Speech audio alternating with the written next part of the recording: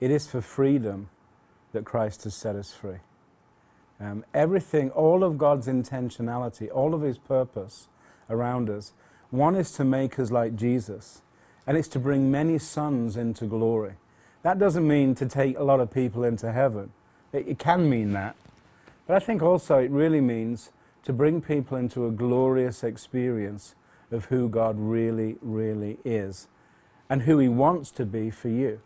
So the nature of the gospel, the testimony of Jesus, is the very essence of prophecy. And he came to make us like him. So we're in Christ, learning to be Christ-like. So there's a huge difference then between prophecy that sets us free and prophecy that actually imprisons us without any choices. And a lot of negative prophecy has those overtones.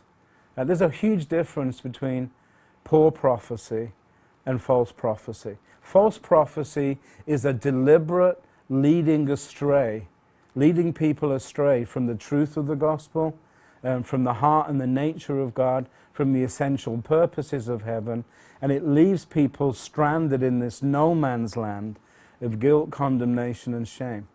A lot of poor prophecy, and so the false prophecy actually, it's very deliberate. It's leading people astray.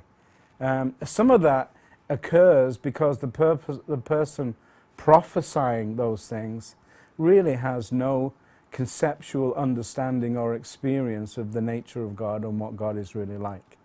And it's a similar thing with poor prophecy. People have been brought up wrong in the gospel.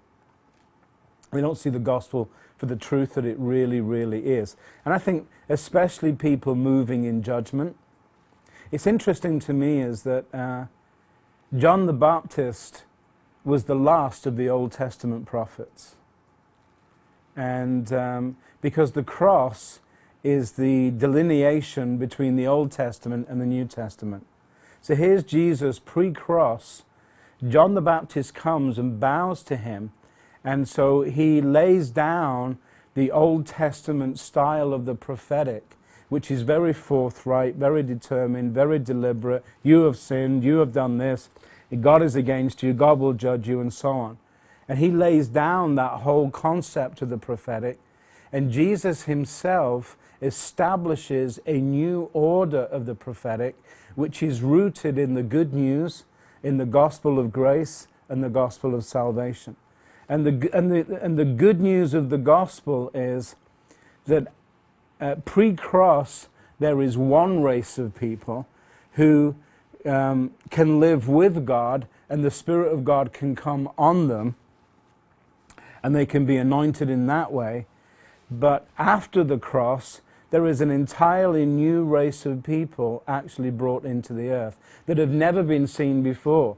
That's why the New Testament says that we are a new creation. We're a race of people who have never been seen in the earth before. We are a bunch of people who now have God living on the inside of them. We don't have the presence of God on us. We have the presence of God in us, coming through us. So we're a totally new race of people. And the gospel, therefore, is it's a gospel of grace, it's a gospel of goodness, it's a gospel of good news. And the good news is that now God has taken up residence on the inside of us. So we're in Christ, learning to be Christ-like. And so the essential difference, too, between the Old and the New Testament is there is an absence of judgment in the New Covenant. So the question we have to ask ourselves is this: was Jesus judged enough for sin? If you don't know the answer to that, then your experience of God is extremely deficient, and you may not even be saved. Another question is, was Jesus punished enough for sin? If the answer to those two questions is yes, if Jesus was judged enough for sin, then there is no place for judgment in this life. So between Calvary, which was judgment on Jesus once and for all for the sins of mankind, between that day of judgment and the day of judgment when the earth has been rolled up and we're in a new heaven and new earth and a day of judgment in heaven when all the books are opened. Between those two places of judgment, there is no place for judgment in this world. Because the difference is now is not about saved and unsaved, which is a horrible definition. It's not about even really about Christian and pre-Christian. The issue is between those who are reconciled and those who are redeemed.